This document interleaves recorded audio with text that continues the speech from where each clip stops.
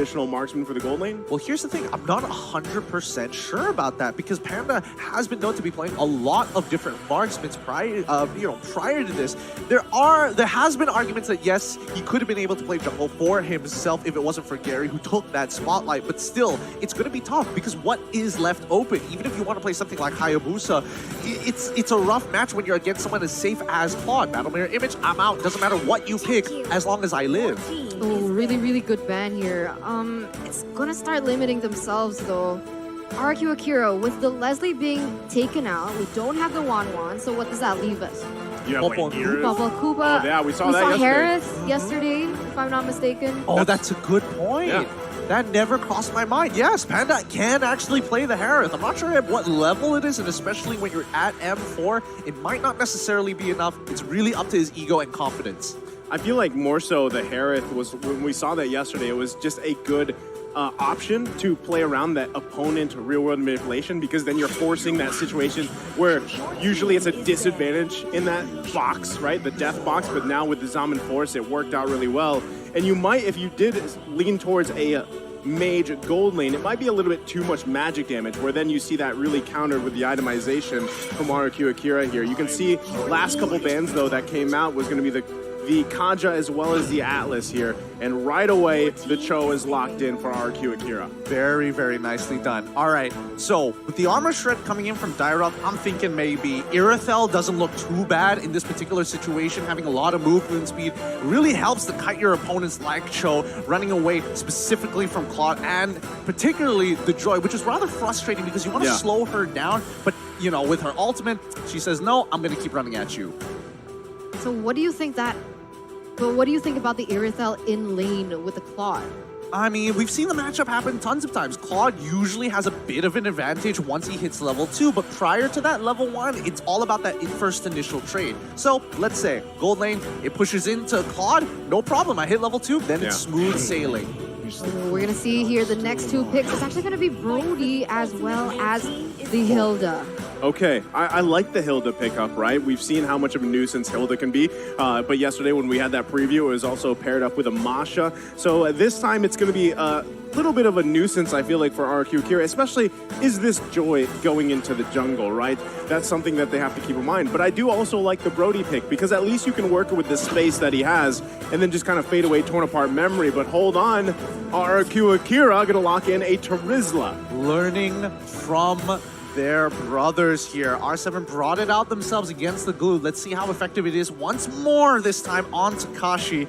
It might be the difference maker here. Maybe Terizla is the answer to glue. Personally, I don't feel it necessarily being that way, but that penalty zone, oh my goodness, it can make the difference with a flicker. So keep your eyes out on Takashi. If he makes that play, it's all over.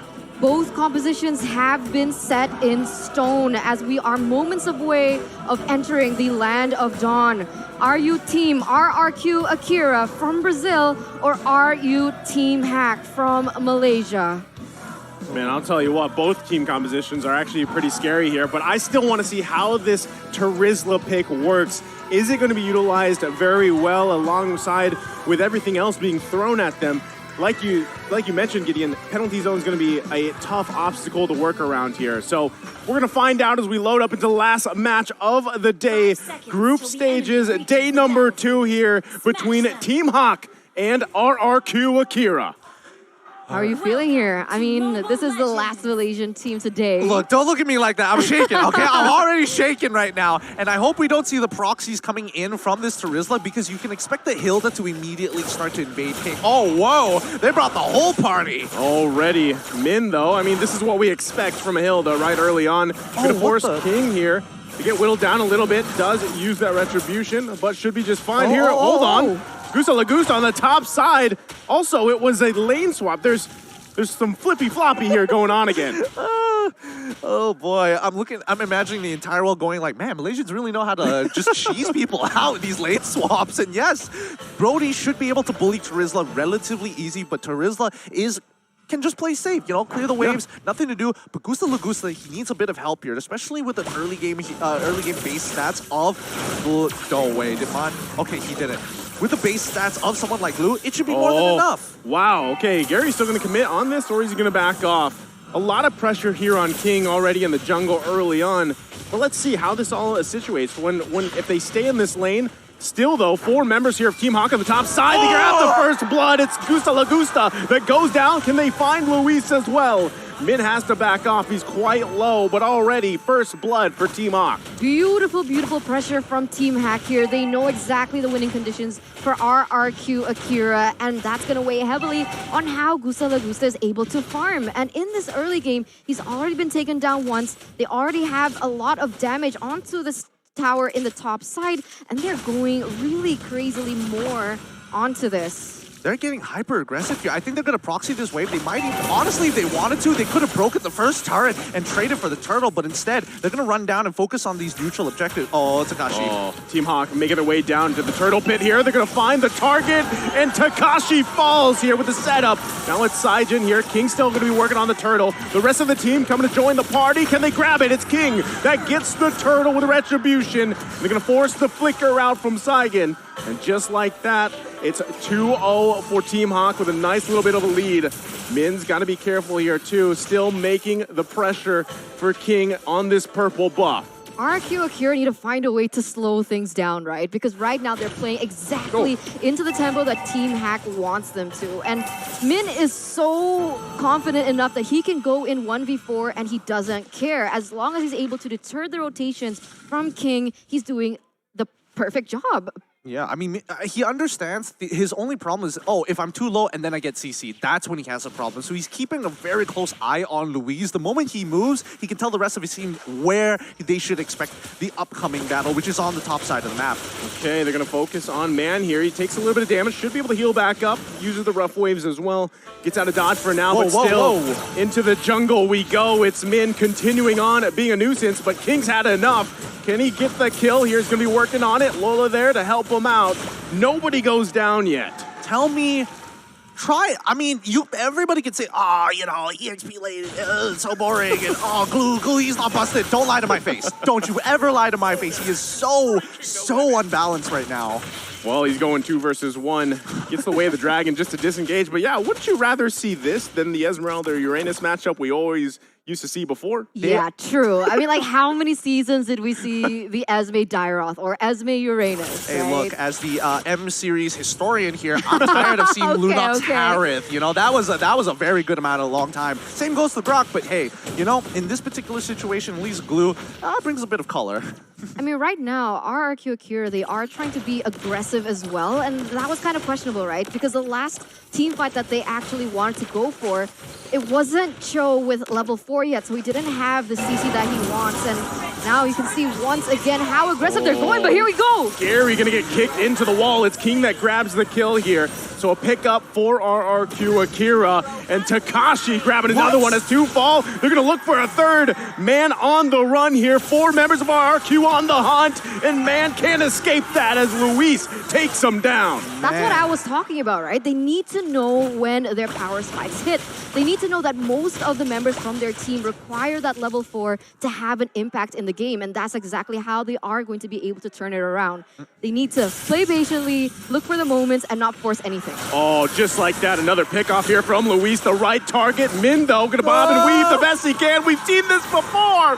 He's able to escape with the sprint. What's up with us in Hilda? We're just cracked on it. We're so crazily good on it. Honestly, even during MPLs, they don't look this good. So here at M4, these supports are really waking up to the movements, and especially with the way that RRQ is handling them. But I do think that RRQ, they're starting to adapt to this. They're slowly adjusting. Yeah, that was like deja vu. Literally same pathing, same hero, same country. And just like that, another turtle going in the hands here. And Team HAQ, look at the lead that they're building, right? It is slowly but surely building in their favor. But I gotta say, RRQ Akira finding moments just like this. It might be another kill here, but Luis, look at the damage coming out! Gary punishing him with the strike, forcing the flicker back. Now it's King there, here to help Gusta La Gusta. And just like that, another pickup. Wow, they didn't actually get the trade kill there. Nope. Okay, good moves coming in from Team HAQ. Just fast guerrilla warfare, in and out. 1-0 trade for the moment, as we do have a moment to take a look at the items. It doesn't seem like Sagan or King want to commit onto this, so Gideon, take it away. I'm just looking at Glue, the fact that he's got 2 complete items already on the board. He's got the most gold on his team. And then I'm looking down at Panda, who's only got 41, and he's just like, yeah, this lame swap was great. Hey, you know what? You can call it a cheese strat if you want, but it seems to be working. I mean, for the most part, right?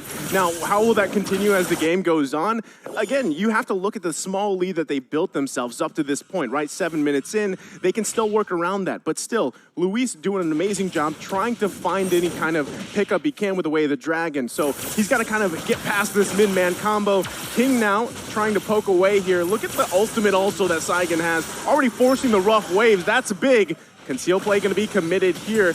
Lola, though, like you said, the front line. King, though, still going to be committing. They know man does not have the ultimate here. They're going to go away with the flicker. The TikTok play comes out. Lola still trying to survive, but it's Panda that takes out Takashi on the top side. But Min falls here in the mid lane. Lola's still on the run. Do they find him? Lola can't get away. Oh, he does, though. Panda there. Now it's Luis that gets taken down by Gary.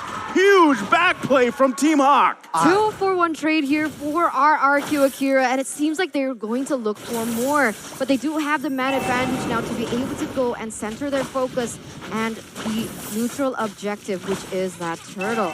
Oh my goodness. Right now, Team HAQ, they're just slowing down the game by, again, just harassing, consistently poking at the opponent. They don't really necessarily need this turtle, but denying it from RRQ is even more important. Oh, they're just going to focus on King here. Look at the damage already. The retribution came out, too. So Gary just going to go ahead and grab that turtle away.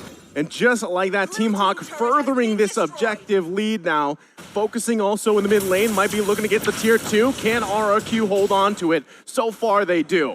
Oh, this is an exciting match, and honestly, with Team HAQ, the way that they're playing, again, a series of unfortunate events for RRQ. While they were actually looking for that engage in the previous fight, Team HAQ were actually opting to go for a lane swap. So they caught Lola midway into the river, while you see someone like Brody Panda just taking out the first turn, coming down to join the fight, and cleaning up what he can. Yeah, that sucks. Yeah, it's just that sucks. Like, what can you do? Plain like, and simple. You look at the VOD, imagine like Brawl sitting there, it's like, well, I mean, that's just awkward timing, right? What can you really say? Oh, I mean, on top of that, Gary now already has a Malefic Roar, so that is more so going to be shredding into the members of RRQ Akira here. Takashi. Still, though, they're actually able to fight off a little bit here. Man on the run. Not going to find anything just yet, though, but, you know, there's focus on the right places here for Team HAQ. It's RRQ Akira responding to the tempo being set, and a lot of that has to do with man even on this hill, though, like we were mentioning. Let's see if they can play around this. Gary waiting patiently in this death bush, possibly. They know he's there. No one going to commit just yet. Poking back and forth here. As everybody goes back, Lola, though, has to split out of there. All right. We need to talk about the compositions right now. So, because as good as Team HAQ looks right now, in the later stages of the game, they're going to get outscaled by RRQ. Brazil, and oh, they're not going to dive this, are they? Man has to be careful here. Still has a flicker, though. Gary going to get out of there. Luis, though, finding a target. It's Min that falls. Panda, though, punishing Takashi. Knockup, they still hold on to the tier 1 turret. Man, 1-for-1 trade for the moment, but in the grand scheme of things, Team HAQ, they are still holding on to the lead. Man, the mid-man synergy, the combo that they can actually go for is insane. And you can see that RRQ Akira, they respect it a lot, right? They try and bait that out. They try to bait the ultimate coming in from man out before they try to engage onto anything. But here is the next Lord. We see that Gusa Lagusa, he doesn't have his ultimate just yet. So that's actually going to be something that Team HAQ can use to their advantage. Absolutely. If Team HAQ get this first Lord, they should be able to get at least a couple of the outer turrets to secure a 5k goal lead. And that's important because, again, Team HAQ are playing for a very early game composition. Oh, there you go. Okay, and Min's not even there, right? He was going to go top side. Now he made his way back down here. Lord reset. They're just trying to get out any ultimates, like going back to the keys of victory here. Whichever team is able to bait out those ultimates, they get that upper hand. Look at the positioning for King and Saigon. They're still working around. Lord still being focused. Bob and weave between both teams, though. They could get sandwiched in here. Panda, though, going to find Takashi. That's Gary that grabs the kill. Another flicker going to commit. Man is the one to fall. King on the retreat here. Still, again, a 1-to-1 trade. Lord still for the taking. Honestly, RRQ is just doing a phenomenal job here at slowing down Team HAQ. They just need time, and if they have to trade 1-for-1 while Team HAQ is ahead, it's such a big win for them. Look at that. Min forcing back King. Luis, though, another initiation with the Way of the Dragon, but he gets punished by Gary. Lord's still going to be worked on. Lola flickering out. King has to back off. He's too low. Min, though, Saigon able to grab a kill. Min to fall. Lord still up, working by Gary. And now RRQ getting in position. Lord's going to go in and reset. Gusa Lagusa trying to focus on this tier 1. Can he grab the turret? Man taking the damage. But he finally clears the minions, and we're back to square one. Yeah. I mean, after all of that, nobody has gotten their hands on the Lord, and they're doing this really nicely. Team HAQ, they need to... I like the dancing, guys. That's right. I like the dancing. Oh my god, what?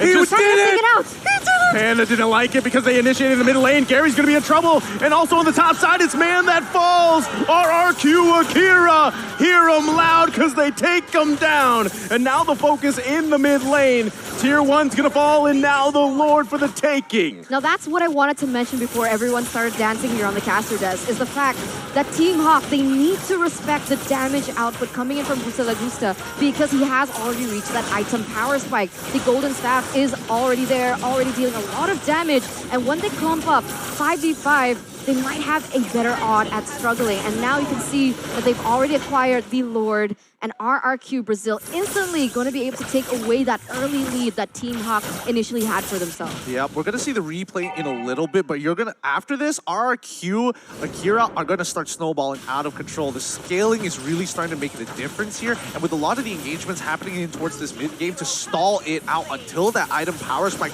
it's putting a huge stall on Team HAQ's plans. They need to end this as quick as possible because at the end of the day, Panda, he has to only farm, and when even at max items, he doesn't scale as hard as Gusta Lagusta. Oh, they're going to be looking to take out Min here as he's going to be the focus. Takashi going to miss that ult. A little bit short here, but still Min on the run. Can't get away, though, from Saigon as he cleans up the kill. Focus on the tier 2 on the top side. And RRQ just in a comfortable lead right now. I mean, did you see the items coming in from Sagan there, Gideon? Okay, Yep. He had the Holy Crystal before, and now he has the Divine Glaive to top it all off. Yeah, Sagan right now, he's kind of popping off, and now RRQ Akira is going to start dominating the rest of this match. Team HAQ, I mean, they need to make some kind of glory play here to really top the scales against RRQ. They need to find a way to take down Gusta Lagusta without a quote-unquote reliable source of CC, right? Because Man didn't opt for the Petrify. He went in for the Flicker instead, so it's going to be a little that much more difficult to pick these really core heroes off. And he doesn't, I mean, even looking at the items, he doesn't really have that burst potential just yet. I mean, he could probably get someone half health low, but King going to be the focus here. Getting caught in a lot of CC as Gary's able to get the kill. But still, can they play around with that? Team HAQ might be looking for something. The flicker is going to come out. Lola, though, looking to get a pull, but can't get it. Takes quite a bit of damage. Luis is there. Saigon's going to flicker in to grab the kill, but into the penalty zone they go. Takashi unleashing. Oh my God. We grab another one after another falls. It's a wipeout. A triple kill for Gusta Lagusta as he was able to just dish out so much damage with that ultimate. I mean, he was basically like free hitting from the backside, and that's it. Wiped out. Is this the final moment for Team HAQ? I mean, they're cutting it down one by one, and I think this might just be it here. They have more than enough damage, and unfortunate to say, I told you so. No. That RQ's lane game, that's what we were looking for. Oh, so unfortunate. It only took